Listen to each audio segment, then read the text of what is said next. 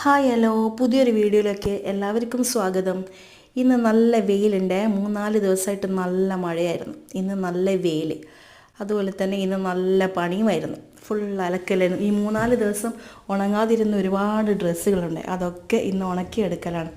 കുറേയൊക്കെ ഉണക്കി മടക്കി വെച്ചിട്ടുണ്ട്. കുറച്ചൊക്കെ വണ്ടീൻ്റെ മേലെ തുണി വിരിച്ചിട്ടിട്ടുണ്ട് കേട്ടോ. ഇങ്ങനെ സെപ്പറേറ്റ് ആയിട്ട് ഓരോരാളെ ഡ്രസ്സ് മടക്കി വെച്ച് അതൊക്കെ അടുക്കി പെറുക്കി വെച്ചപ്പോൾ വല്ലാത്ത മനസ്സമാധാനം കേട്ടോ.